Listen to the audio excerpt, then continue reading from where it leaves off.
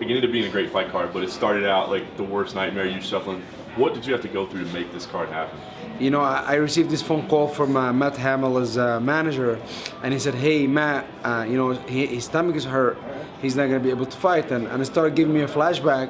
You know, he did this to me 6 months ago. He said he's retiring, and after that, like, you know, Bellator matchmaker called me. He's like, "Hey, he tried to sign with us." I was like, "What's going on here? Did he try to sabotage our show, or he is really sick?" That's what really hit my head. That's the truth. And I hope not, because I don't think he's this kind of person.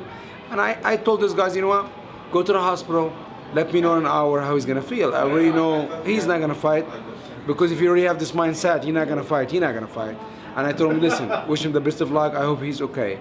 And after that, I called, you know, Thiago Silva's manager, and I said, what's going on? I said, listen, I'm asked Jake Hyun and Terry Holder to move up.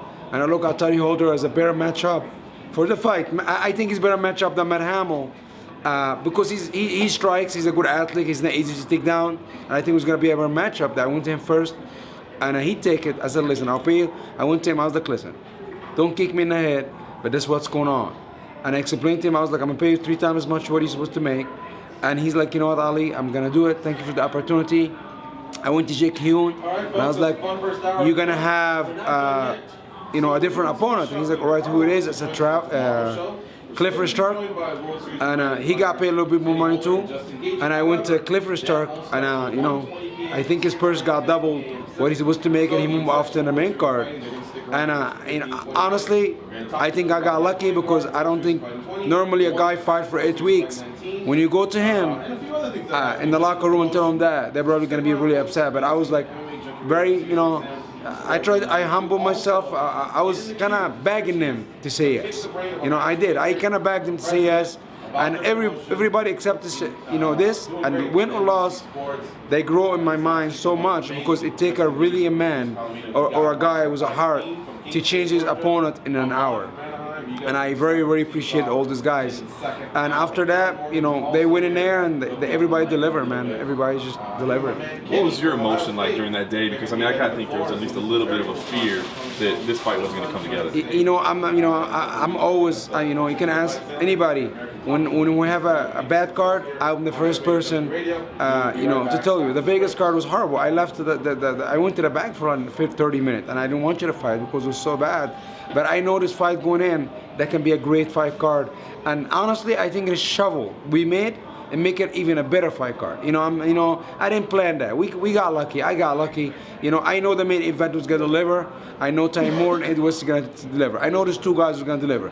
I don't know how Thiago Silva Matt Hamill was gonna turn out, and I didn't know how. I think Jake Hyun was Terry Holder was gonna deliver too. And I think we got, you know, listen, we put some work in, you know, into it. Like I told everybody, I don't just match fight. I watch videos. I analyze guys. I talk to guys, and after that I make decision who gonna fight. But at the end of the day, we got a little bit of luck. And listen, life is about luck, and I think it was awesome. Do all these guys that were willing to move around, did they take a step up in your mind? I mean, do you appreciate them for what they did? Everybody fought on WSOF Fight 19. They just become part of this company for life, because I think without these fighters, and without the crew, and without all the help, it wasn't just me trying to shovel. Keith was helping me, Kevin was helping me, Ray was helping me, and everybody said, Ali, please come down, please come get me.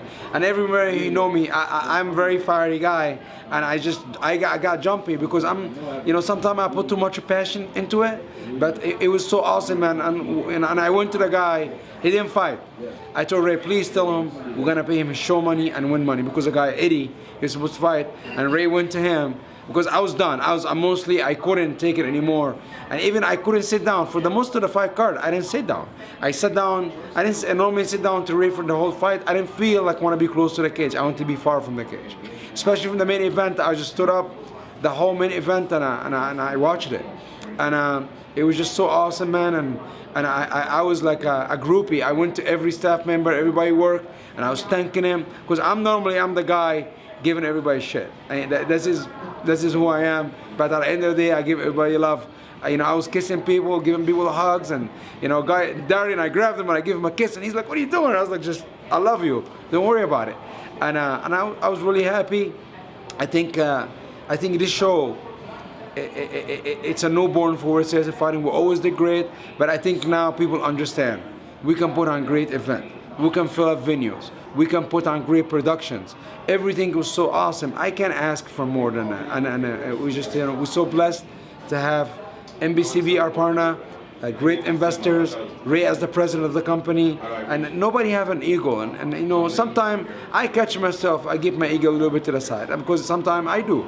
And it was so awesome, man. It was so awesome, and I'm so proud of the show, WSOF 19.